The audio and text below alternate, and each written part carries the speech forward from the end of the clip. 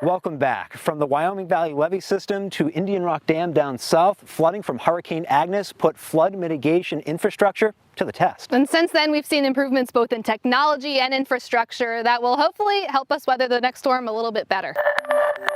Indian Rock Dam in York County started operating in 1942 and has been put to the test over the years. The flooding from Hurricane Agnes in 1972 was by far the biggest test the dam has stood up to. So Agnes, the water was over that spillway. So in Hurricane Agnes, water was over the spillway by about 1.5 feet. We have a side discharge concrete spillway.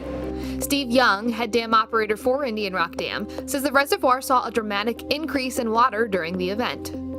On the 21st of June, it was 15.57, the reservoir elevation.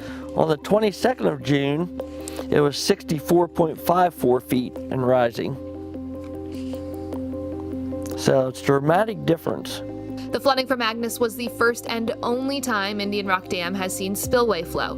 Indian Rock Dam is just one of many flood mitigation projects in place across Pennsylvania. From dams to levees, reservoirs, and more, there are multiple groups that have flood mitigation at top of mind. One of those groups is the Susquehanna River Basin Commission. I think Agnes was an eye-opener for generations to come. It certainly was unprecedented here in this area. Ben Pratt, a water resources engineer, says one of the big improvements in flood preparation has come upstream. The other thing we didn't have during Agnes were flood control reservoirs. So we had some in place, but there were some that were built after Agnes that have had a significant impact in terms of reducing flood risk in the upper parts of the Susquehanna. From the Susquehanna itself to its tributaries, like the Cadorus Creek, flooding from Agnes occurred at all levels. Agnes back in 1972 was categorized as about a 1,000-year flood event through the Cadorus Creek area and a lot of the surrounding areas as well. Alex Baldowski is the Levee Safety Program Manager for the U.S. Army Corps of Engineers Baltimore District. He says that the levees around the Cadorus in downtown York were overtopped in many cases. This, combined with interior flooding, resulted in the devastating flooding the city experienced. Since then, Baldowski says a lot has changed around the levees. Over the past few years, the Army Corps has received about $15 or $16 million to make repairs to the Cadorus Creek project. One of them here is the Penn Street flood wall. It's almost 600 feet of flood wall replacement, and it ties out with the Penn Street Bridge over here.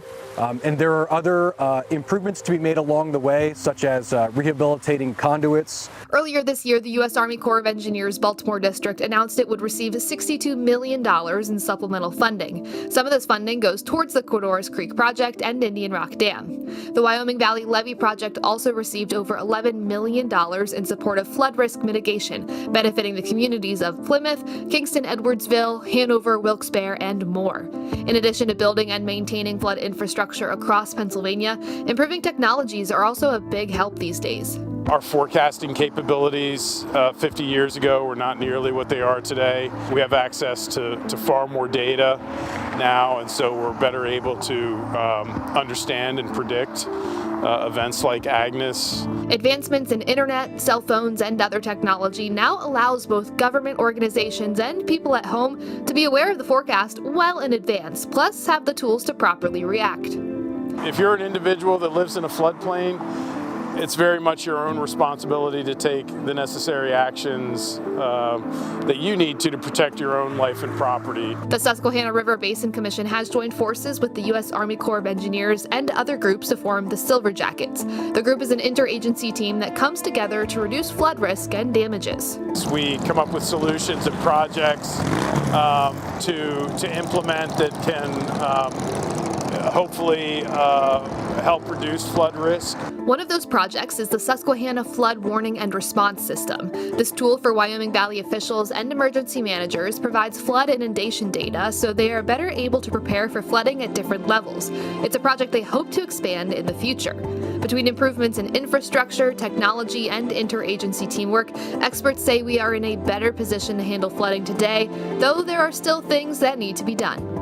It's not a question of whether or not it will happen again, it's really a certainty. Mother Nature will always one-up herself. I've learned that over my years in the business. And so with that, we can certainly expect to see another type of Agnes event, whether that's going to be next week, next month, or in 100 years. That's the question.